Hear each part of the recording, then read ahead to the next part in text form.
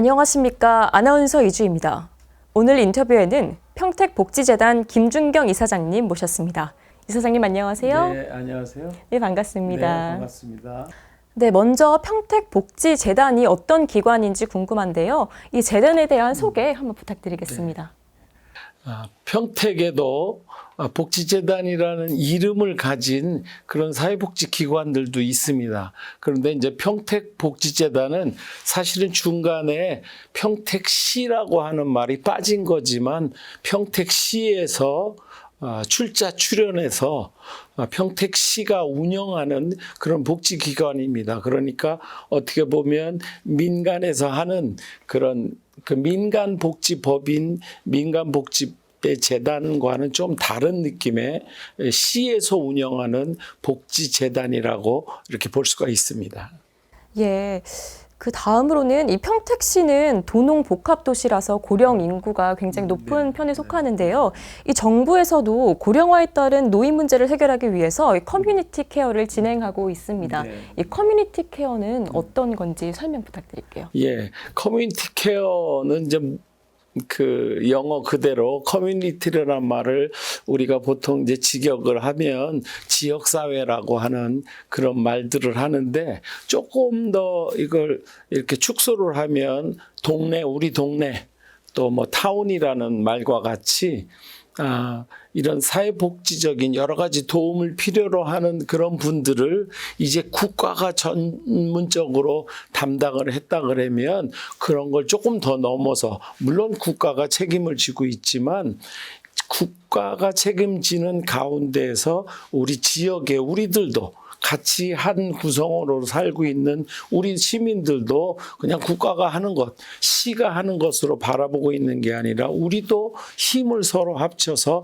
할 수 있도록 하자. 그래서 되도록이면 처음 시작은 아마 이제 앞으로는 더 넓어져서 뭐 이제 노인뿐만이 아니라 장애인 또 그 외에 다문화 도움을 필요로 하는 모든 분들이 다 참여를 하시겠지만 지금은 우선 이제 시작 단계이기 때문에 국가에서는 먼저 노인을 중심으로 하고 있습니다. 그래서 그 어르신들이 이제 요양원이나 요양병원에 이제 정말 꼭 가셔야 될 그때가 오겠지만 그 전까지는 되도록이면 이 본인이 사시던 그곳에서 평생을 여생을 마칠 수 있도록 그렇게 하자라는 그런 개념으로 커뮤니티에서 케어할 수 있도록 그거를 이제 국가가 큰 틀을 만들고 그러면 그 틀은 국가가 만들지만 그 안에 내용은 각 지역마다 어르신들의 숫자도 다를 것이고 욕구도 다르잖아요. 그래서 그런 욕구를 잘 찾아내서 어떻게 하면 그분들이 내가 살던 곳에서 여생을 잘 마칠 수 있을까 이런 것들을 잘 이제 지역별로 연구를 해서 그래서 지금 평택시에도 그거에 대한 연구가 진행이 되고 있고 거기에서 도움을 주실 그런 분들을 저희가 케어 리더라고 그래서 그분들이 지금 교육을 받고 있습니다. 그래서 우리 평택시뿐만이 아니라 2025년도에는 이제 전국이 똑같이 커뮤니티 케어라고 하는 큰 프로그램이 똑같이 시작됩니다. 그래서 25년 전까지는 지역별로 지역의 욕구에 맞춰서 여러 가지 방법들을 여러 가지 모델들을 개발해서 실험해보고 가장 좋은 방법을 2025년 전까지 확정을 해서 25년도부터는 전국이 이제 똑같이 이 지역에서 어르신들이 병원이나 요양원이나 이런 것에 소외되어 있는 것이 아니라 가족과 함께 사시던 곳에서 잘 여생을 마칠 수 있도록 하는 그런 큰 국가의 프로그램입니다. 예, 본인이 살던 곳에서 여생을 마칠 수 있도록 이 지역사회가 책임지고자 하는 그런 정책이라는 말씀이셨습니다. 예, 다음으로는 이 코로나19 팬데믹이 지금 지속이 되고 있는데요. 이로 인해 이 사회복지 현장에 미치는 영향은 어떤 것들이 있을까요? 정말 치명적이라고 할 수 있을 만큼 잘 아시다시피 사회복지라고 하는 것은 사회복지 현장에 가보면 많은 봉사자들이 또 사회복지 또 종사자들이 직접 어르신들이나 장애인들이나 이런 분들을 찾아가서 케어를 해주고 또 직접 이제 복지관이나 이런 센터 같은 데 오셔서 케어를 받으시는데 지금 이제 이런 팬데믹 상황에서는 갈 수도 없고 오실 수도 없고 지금 이런 상황에서 그분들이 굉장히 고립돼 있고 우리가 비대면이라 그랬는데 서로 보지 못하는 상황에서 굉장히 어려움 가운데 있습니다. 예를 들어서 저희 복지재단 같은 경우도 저희가 이제 송탄에도 복지재단이 있고 여기도 있는데 복지타운이라는 이름으로 하고 있는데 여기도 보통 300명, 400분 되시는 할머니, 할아버지들이 매일 오셔서 식사도 하시고 또 여러 가지 프로그램도 하시고 이렇게 하는데 지금은 이제 그런 것들이 그래서 도저히 뭐 집 밖을 나오실 수가 없으니까 저희들이 도시락 같은 걸 만들어서 일주일에 반찬이나 이런 걸 만들어서 이제 저희들이 배달도 해드리고 그분들이 여기 오셔서 가져가기도 하지만 역시 그 전에 이렇게 우리가 서로 보고하고 이럴 때하고는 전혀 다른 굉장한 어려움 속에 지금 있습니다. 네, 이 코로나19 사태가 얼른 좀 진정이 돼서 이 사회복지 현장도 다시 이렇게 활기를 띠기를 바라보겠습니다. 그렇습니다. 네, 다음 질문 드리겠습니다. 이 전국 기초자치단체 복지재단 협의회 5대 신임 회장으로 당선이 되셨는데요. 네, 먼저 축하드리겠습니다. 감사합니다. 네, 이 협의회가 이제 어떤 기관이신지 소개를 좀 부탁드리겠고요. 그리고 이 신임 회장님으로서 앞으로의 비전과 역할에 대해서도 한번 설명 부탁드리겠습니다. 이제 평택 복지재단과 같은 이런 이제 복지재단이라고 이름이 붙어 있는 그런 곳이 전국적으로 한 40여 개가 됩니다. 그리고 지금 계속 또 새로운 데가 생기고 있고 저희 평택복지재단은 2009년도에 생겼으니까 벌써 이제 한 10여 년이 이제 넘고 이제 올해 막 생기는 데도 있고 저희들보다 더 오래된 데도 있고 이런 데가 서로 이름을 이제 좀 기른데 전국 기초자치단체 복지재단 협의회라고 하는 이름으로 저희들이 하나로 모여서 각 재단들이 가지고 있는 여러 가지 어려움들도 서로 어떤 어려움들이 또 다르게 있는지 아니면 또 그 각 기관마다 하고 있는 좋은 프로그램과 정책들 이런 정보들도 나누고 또 우리가 거기서 일하는 그런 종사자들을 위해서 저희가 여러 가지 그 전문화를 위한 프로그램도 저희들이 만들기도 하고 서로 화합을 위해서 또 이제 같이 여행을 가기도 하고 여러 가지 그런 교류 프로그램들을 하고 있었습니다. 그러나 여기도 역시 그 코로나19로 인해서 거의 2년간 저희들이 만나기도 어려웠고 또 여행 이런 것도 어려웠고 굉장히 힘들었었는데 지금 그러함에도 불구하고 우리가 계속 아무것도 하지 않고 있을 수가 없어서 서로 우리들이 이제 지금은 그래도 다행히 우리가 인터넷으로 정보를 공유할 수 있으니까 이런 것들을 정보를 공유하면서 이제 여러 가지 발전적인 일들을 서로 정보를 주고받고 있습니다. 그래서 올해 이제 제가 이제 새로운 신임 회장이 되면서 여러 가지 많은 포부를 가지고 있지만 지금도 역시 저희가 계획했던 것들을 다 하지 못하고 있는 여러 가지 이런 상황들이 있습니다. 그러는 가운데 우리가 이제 여러 가지 이런 그 좋은 정보들을 서로 나눌 수 있는 이런 컨퍼런스라든지 그런 세미나라든지 아니면 모여서 워크숍을 한다든지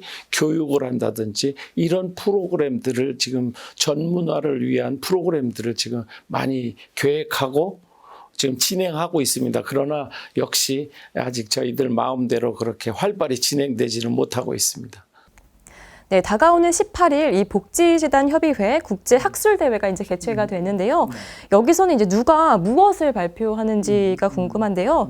그리고 이번 국제학술대회에서 또 무엇을 모색하고 있는지 설명 부탁드릴게요.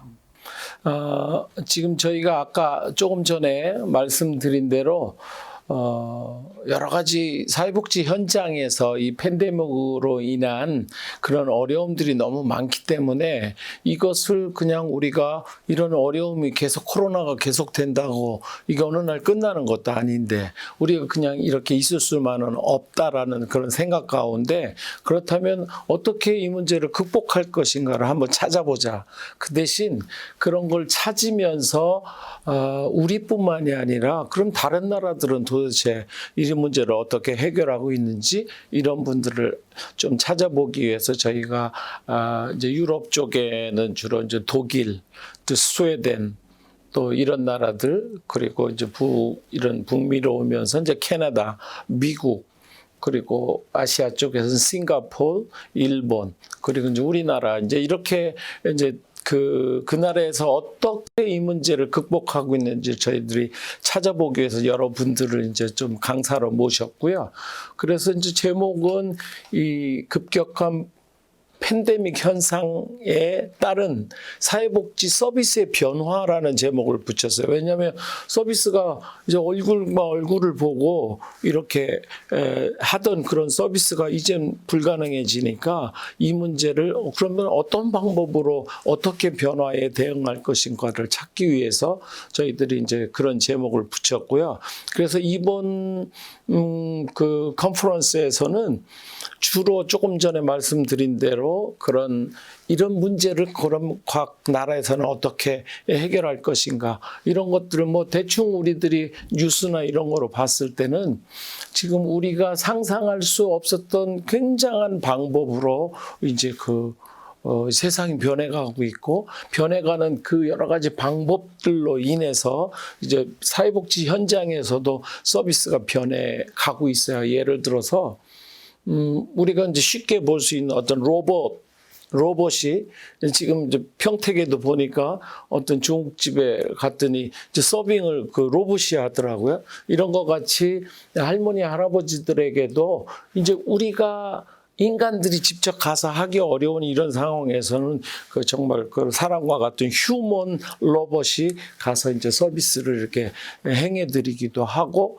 또 쉽게 얘기하면 여러분들 집에 가면 그 TV 앞에 이렇게 그 스피커가 있잖아요. AI 스피커가 뭐 지니라고 이름을 부르는 지니야 이렇게 부르면 이렇게 대답하면서 채널도 찾아주기도 하고 이야기도 해주는 그런 것들도 포함해서 아까 말씀드린 그 RV라고 해서 이제 그 증강현실, 가상현실 속에서 나를 대신해서 인간을 대신해서 정말 그 인간과 똑같은 사람이 나타나서 이제 이야기도 해주기도 하고 또 그 할머니 할아버지들이 또 이렇게 필요로 하는 어떤 그런 건강에 관련된 것들 요즘 평택시 그 보건소에서도 웨어러블이라 그래서 시계 같은 것들을 할머니 할아버지 지금 이제 그 예비로 지금 실험 중에 있는데 이런 시계 같은 것들 이런 것들을 드리면 또 이런 걸 통해서 이분의 건강 상태가 다 여기 저장이 돼서 이게 또 다 보건소로 또 이렇게 전송이 되고 또 위급 상황에 이런 것들을 알려주고 뭐 이런 것들이 우리나라뿐만이 아니라 전 세계적으로 이런 것들이 많이 되고 있어서 그분들의 이야기를 충분히 들어보고 또 현재 우리나라도 뭐 굉장히 발달된 나라잖아요. 그래서 우리나라에서 하는 것들을 잘 또 우리가 서로 토론을 통해서 어떠한 것들이 가장 정말 그 어르신들을 위해서 좋은 것인가 이런 것들을 찾는 작업들이 이번 그 컨퍼런스를 통해서 나타날 것이라고 생각합니다. 네, 이번 국제 학술 대회를 통해서 특히 팬데믹 시대에 사회 복지 현장에 도움이 되는 다양한 방안들이 좀 마련이 되었으면 좋겠습니다. 네, 저희도 그렇게 소망하고 있습니다. 예. 네, 다음 질문 드리겠습니다. 바야흐로 4차 산업혁명 시대가 다가왔는데요. 이 4차 산업혁명이 사회복지 서비스에 주는 파급 효과는 어떤 것들이 있을까요?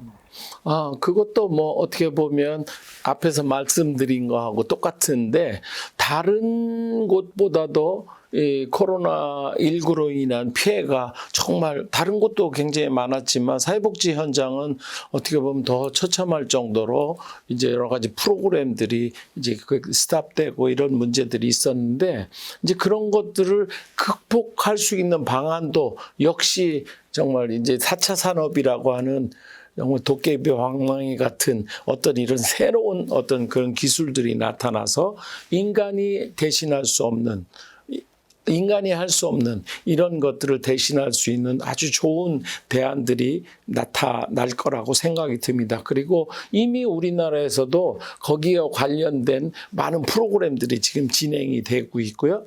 빅데이터 이런 것들을 통해서 옛날에는 꼭 대면으로만 예를 들어서 치료를 얘기한다면 이렇게 받을 수 있는 그런 상황도 이제는 어떻게 보면 정말 우리나라 최고의 의사 이런 분들을 만나기 어렵잖아요. 그러나 그런 분들이 이제 만지면 아니지만 정말 그런 분들이 나타나서 이 할머니 할아버지의 어떤 그런 현재에 대한 여러 가지 정보를 이분이 다 그런 걸 받아서 앞에 정말 그분이 오신 건 아니지만 그분이 온 거 똑같은 상황으로 우리가 치료를 받을 수도 있고 하는 여러 가지 프로그램을 제가 여기서 뭐 일일이 이야기할 수 없을 정도로 많은 프로그램들이 사회복지 현장에서 나타날 것입니다. 나타나고 있고 지금 진행 중에 있습니다. 예, 이사장님 마지막으로 평택 시민분들께 한 말씀 부탁드리겠습니다. 뭐 드릴 말씀은 굉장히 많지만 지금 저희 같은 재단들은 저희 평택복지재단은 아까 말씀드린 대로 평택에서 평택시가 출연해서 이렇게 만들어진 그런 공공재단입니다. 그래서 여러분들 여기 평택에 평택복지재단이라는 공공복지재단이 있다는 것을 여러분들 항상 기억하시면서 저희가 이렇게 저희 재단을 통해서 운영하고 있는 시설들이 각 평택 곳곳에 이렇게 나눠져 있습니다. 여기 저희가 있는 본부는 팽성이라고 해서 평택 남부 지역을 저희가 이제 주로 남부 지역에 계신 분들을 이렇게 케어하고 있고요. 또 평택 북부 지역은 여러분 잘 아시는 그 평택 북부 출장소 옆에 있는 그 보건소하고 같이 있는 그런 건물입니다. 거기에도 장애인 복지관, 노인 복지관, 또 건강가정 다문화센터, 장애인 주간보호센터, 노인 주간보호센터, 뭐 이런 많은 여러분들을 위한 그런 기관들이 있습니다. 여러분 거기에도 많이 찾아주시고 프로그램들을 이용해 주시면 저희들은 열심히 그 일을 다하도록 하겠습니다. 다행히 서부 지역이 조금 그런 시설들이 조금 열악하다고 그랬는데 서부 지역에도 굉장히 큰 규모로 복지센터가 생겼습니다. 그래서 거기에도 여러분들 많이 이용하시고 평택시에서 또 시장님을 비롯한 많은 그런 평택시의 그 공무원분들 또 저희 복지재단에 저희 재단에는 한 570명 정도의 그 인원들이 근무하고 있는데 이런 분들이 정말 여러분들을 위해서 최선을 다하도록 하겠습니다. 여러분들 응원해 주시고 많이 이용해 주시기를 바랍니다. 감사합니다. 네, 평택복지재단 김준경 이사장님 모시고 얘기 나눠봤습니다. YBC 스페셜 인터뷰 시청해주신 여러분 고맙습니다.